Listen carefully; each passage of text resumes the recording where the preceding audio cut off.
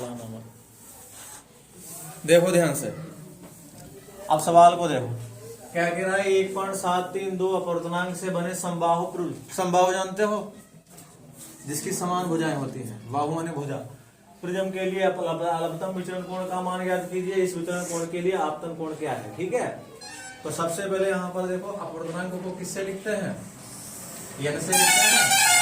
तो n बराबर कितना है 1.732, ठीक है। और हमें प्रिज्म के अपवर्तनांक का सूत्र पता होना चाहिए।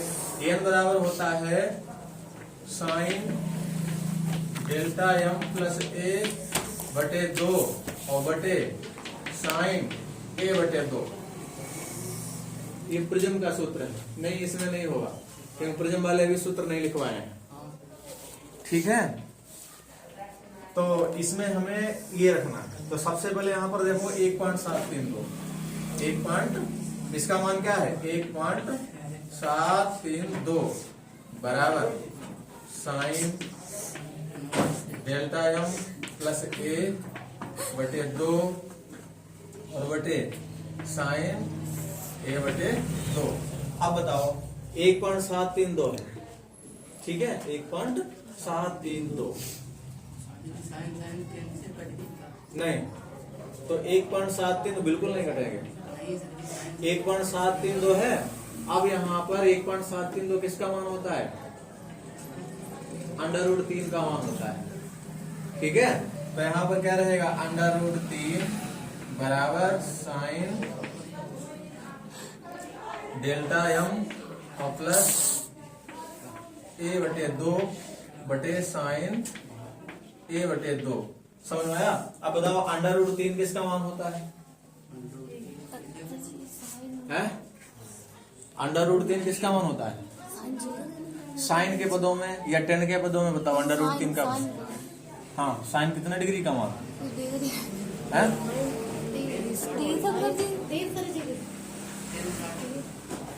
60 डिग्री का मान होता है। वेरी गुड, ठीक है। लेकिन यहाँ पर एक काम करेंगे, ठीक है। इसमें कह रखा है कि 1.732 अपवर्तनांक से बने समबाहु प्रिज्म के लिए, समबाहु में अब बताओ, समबाहु त्रिभुज यहाँ पर है, तो समबाहु त्रिभुज में बताओ कोण कितना होता है, समबाहु समबाहु त्रिभुज में प्रत्येक कोण कितने किसके होते हैं। अरे भाई समबाहु त्रिभुज है, ये तो गणित में आ जाओ थोड़ा। ये समबाहु त्रिभुज है तो इसमें प्रत्येक कोण कितने डिग्री का होता है, 60 डिग्री का। देखो 60 डिग्री 60 डिग्री 60 डिग्री। तो a बराबर यहाँ पर समबाहु त्रिभुज है, तो a बराबर यहाँ पर क्या हो जाएगा 60 डिग्री हो जाएगा कि नहीं। तो √3 बराबर साइन, यानी समबाहु त्रिभुज है तो यहाँ पर a बराबर कितना हो जाएगा 60 डिग्री। और a को क्या बोलते हैं, प्रिज्म कोण। a को क्या बोलते हैं, प्रिज्म कोण बोलते हैं। तो साइन डेल्टा m प्लस 60 और बटे 2 और फिर इसके बाद में साइन 60 बटे 2, ठीक है। तो यहाँ पर √3 बराबर साइन, देखो इसको तो इतने रखना पड़ेगा, ठीक है, डेल्टा m प्लस 60 और बटे 2। अब यहाँ पर जरा देखिए साइन 60 बटे 2 यानी काट देंगे तो कितना हो जाएगा 30 डिग्री, और साइन 30 डिग्री का मान कितना होता है 1 बटे 2। अब 1 बटे 2 इधर चला जाएगा तो यहाँ पर क्या होगा √3 गुणे 1 बटे 2 हो जाएगा, तो यहाँ पर बटे में 2 आ जाएगा और बराबर साइन डेल्टा m प्लस 60 और बटे 2। अब यहाँ पर √3 बटे 2 किसका मान होता है, साइन के पदों में। सही कहा, साइन 60 डिग्री, ठीक है। तो साइन 60 डिग्री और बराबर साइन डेल्टा m प्लस 60 और बटे 2। अब जरा ध्यान दो, देखो साइन 60 ये है, साइन ये है, तो इसकी तुलना करेंगे तो यहाँ पर क्या हो जाएगा डेल्टा m, नहीं कटना मत, तुलना, हाँ बटे 2 और बराबर कितना हो जाएगा 60। ठीक है, तो डेल्टा एम प्लस 60 डिग्री और बराबर 60 दूना 120। तो डेल्टा एम बराबर 120 डिग्री और माइनस ये प्लस के 60 है, इधर आएंगे तो माइनस के हो जाएंगे। अब बताओ 120 में से 60 के कितने बचे? 60 डिग्री। और डेल्टा एम क्या होता है? डेल्टा एम ही होता है अल्पतम विचलन कोण। तो ये इसका एक आंसर आया है। ठीक है, आंसर मिला लो। हाँ बिल्कुल सही। अब यहां पर तुम्हें निकालना है आपतन कोण। तो आपतन कोण क्या होता है?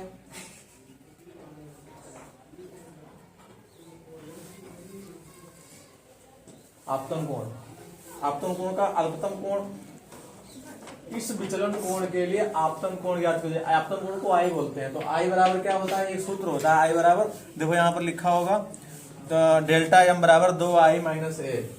डेल्टा एम बराबर 2i माइनस ए। ठीक है, तो डेल्टा एम का मान 60 डिग्री निकाल लिया, तो 2i माइनस ए का मान कितना है? 60 डिग्री।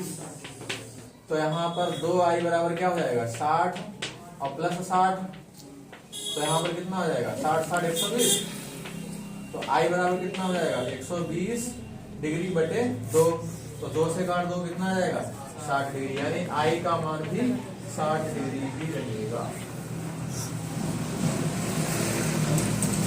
ठीक है, ये लो सवाल। 10 मिनट हो गए। समझ में आया सभी के? फिर से समझा दें? चलो फिर से समझाते हैं। देखो ध्यान दो, कह रहा है 1.732 अपवर्तनांक से बने संबाह्य प्रिज्म के लिए अल्पतम विचलन कोण का मान ज्ञात कीजिए। अल्पतम विचलन कोण को हम डेल्टा एम से लिखते हैं। ठीक है, बड़ा सीरियस होकर समझो।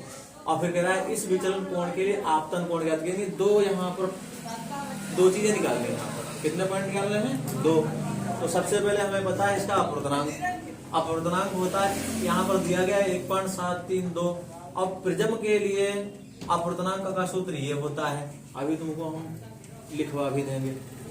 ठीक है, क्योंकि ये वाली जो बुक है हमारी, तो इसमें एक चैप्टर में 3 चैप्टर शामिल है और हमने अभी 2 ही तक के फार्मूले लिखवाए हैं। तो एक प्रिज्म का सूत्र, प्रिज्म के अपवर्तनांक का सूत्र होता है n बराबर sine delta M plus a बटे 2 और साइन a बटे 2। अब यहाँ पर 1.732 है, जरा यहाँ ध्यान से, ये तो सूत्र ही है। अब 1.732 को हम क्या लिख सकते हैं? अंडर√3 लिख सकते हैं। तो अंडर√3 sine delta M plus a बटे 2 साइन a बटे 2। a का मान 60 डिग्री क्यों लिया? अभी हमने बताया, क्योंकि प्रिज्म कैसा है? समबाहु। और समबाहु त्रिभुज में प्रत्येक कोण कितने का होता है? 60 डिग्री का होता है, इसीलिए यहाँ पर 60 डिग्री लिया। ठीक है, तो देखो हर जगह 60 डिग्री ले लिया एक ही जगह पर। तो 60 को जब 2 से काटेंगे तो 30 ही तो बचेगा। और साइन 30 अंश का मान कितना होता है? 1/2। अब 1/2 की जब गुणा हो जाएगी तो अंडर√3 गुणे 1/2। तो अंडर√3 इक्कन अंडर√3 और बटे में 2। ठीक, बराबर इधर क्या आ जाएगा? Sine delta M plus 60 degree बटे 2। अब अंडर√3 बटे 2 का मान होता है साइन 60 डिग्री। जब तुलना करेंगे तो यहाँ पर डेल्टा एम प्लस 60 बटे 2 बराबर 60 क्या आ जाएगा? बताओ। अब यहाँ पर 2 की गुणा इससे हो जाएगी, तो यहाँ पर क्या हो जाएगा? डेल्टा एम प्लस 60 डिग्री बराबर 60 गुणे 120 डिग्री। डेल्टा एम का मान निकालेंगे तो 120 माइनस 60 डिग्री हो जाएगा, क्योंकि प्लस का है। तो 120 से जब 60 हटाएंगे तो 60 ही तो बचेंगे। तो डेल्टा एम का मान कितना आया? 60 डिग्री। ये हो गया अल्पतम विचलन कोण। उसके बाद में कह रहा है कि विचलन कोण के लिए आपतन कोण ज्ञात कीजिए। आपतन कोण को आई से लिखते हैं। आपतन कोण किसे कहते हैं?